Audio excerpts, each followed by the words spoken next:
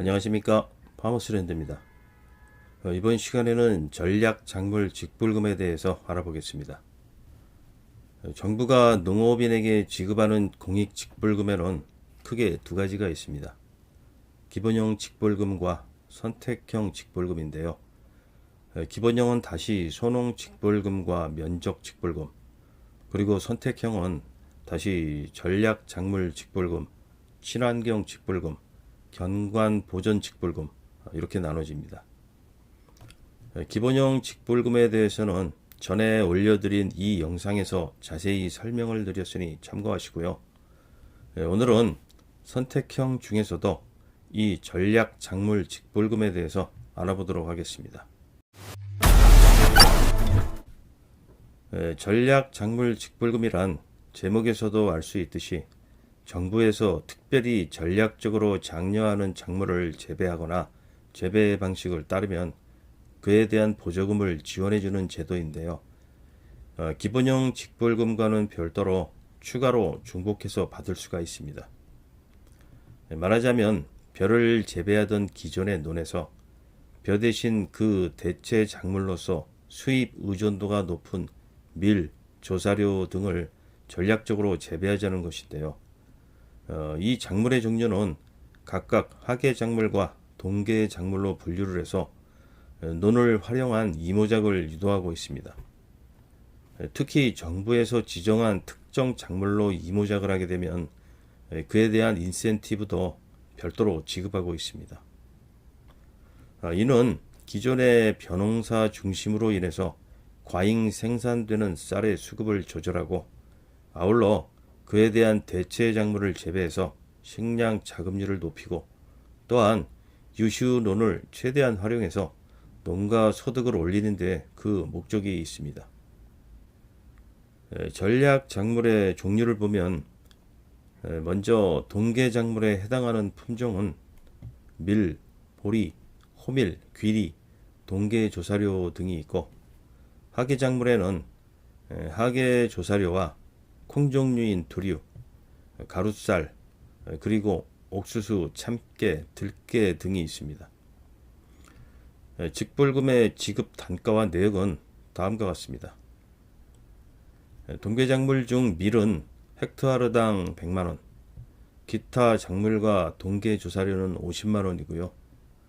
하계 작물은 하계 조사료 500만원, 두류, 가루쌀 200만원, 옥수수, 참깨, 들깨는 100만원, 이렇게 지급이 되는데 아무래도 하계 작물은 벼농사를 대신하기 때문에 동계보다는 더 높은 단가가 적용이 됩니다. 특히 동계의 밀이나 조사료, 하계에는 두류나 가루쌀로 이모작을 하게 되면 헥타르당 100만원의 인센티브를 추가로 지급하고 있습니다. 여기서 조사료란 가축의 사료용으로 재배하는 식물로서 거의 수입에 의존하고 있기 때문에 축산 농가의 안정을 위해서 이 품종의 재배를 정책적으로 장려하고 있고요. 그리고 가루쌀은 분질미라고도 하는데 역시 수입에 거의 의존하고 있는 밀을 대체하기 위해서 농촌진흥청에서 개발한 품종이죠. 밀처럼 바로 가루로 만들어서 빵과 면을 제조할 수가 있고 생육 기간도 짧아서 생산비가 적게 들고 이모작이 가능하기 때문에 앞으로 우리 농가에 전략적으로 중요한 품종이 될 것 같습니다. 현재는 정부에서 지정한 가루쌀 생산단지에 한정해서 직불금을 지급하고 있는데요. 점차 그 지역이 확대되고 있습니다. 기본형 직불금과 선택형 직불금은 중복 수령이 가능합니다. 즉 농업 경영체에 등록된 농업인이 기본형 직불금의 조건을 갖췄다면 소농 직불금이든 면적 직불금이든 둘 중 한 가지를 받을 것이고 여기에 더해서 기존의 논에서 벼농사를 짓는 대신 이 전략 작물을 재배한다면 전략 작물 직불금을 추가로 중복해서 받을 수가 있습니다. 예를 들어 농업진흥구역에서 2,000평, 2,000평이면 0.66 헥타르가 되죠. 이 면적의 논을 소유한 농업인이 그 논에 벼농사를 짓는 대신 동계에는 밀과 조사료를 각각 1,000평에서 재배하고 하계에는 콩과 가루쌀을 각각 1,000평에서 재배한다고 가정을 한다면 총 수령하는 직불금은 다음과 같습니다. 일단 농지의 면적이 5,000제곱미터가 넘기 때문에 소농 직불금은 안 되고 면적 직불금 대상자에 해당이 되겠죠. 그래서 농업진흥구역 내에 논 단가인 215만 원이 적용이 돼서 142만 원을 기본적으로 받을 수가 있고요. 그리고 전략 작물 직불금을 계산해 보면 동계작물인 밀 단가 100만 원에 1,000평 면적을 곱하면 33만 원, 조사료 단가인 50만 원에 1,000평을 곱하면 16만 5천 원을 받게 됩니다. 하계 작물은 두류 단가인 200만 원에 1,000평을 곱해서 66만 원, 가루쌀 단가 200만 원에 1,000평을 곱해서 66만 원을 받게 됩니다. 그래서 수령하는 직불금을 모두 더해보면 181만 5천 원이 되는데 여기에 추가로 1헥타르당 100만 원의 이모작 인센티브 66만 원을 더하면 최종적으로 받게 될 전략 작물 직불금 총액은 247만 5천 원이 되겠습니다. 그러니까 이 농지에서 쌀농사만 짓게 되면 면적 직불금 142만 원만 받을 수 있지만 벼 대신 이런 품종으로 전략 작물을 재배한다면 247만 5천 원을 추가로 중복해서 받을 수가 있다는 것이죠. 그래서 이 금액을 전부 합치면 최종적으로 389만 5천 원의 직불금을 받게 되는 것입니다.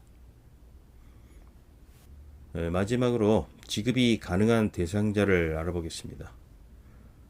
이 조건은 기본형 직불금 수령 대상자와 동일한데요. 예전 영상에도 올려드렸지만 다시 한번 간단하게 설명을 드리자면 일단 임대농지든 자기 소유의 농지든 1,000제곱미터 이상의 농지를 경작해야 하고 농업경영체에 등록된 농업인에 한정이 됩니다. 농업 외 종합소득은 3,700만 원을 넘지 말아야 하고요.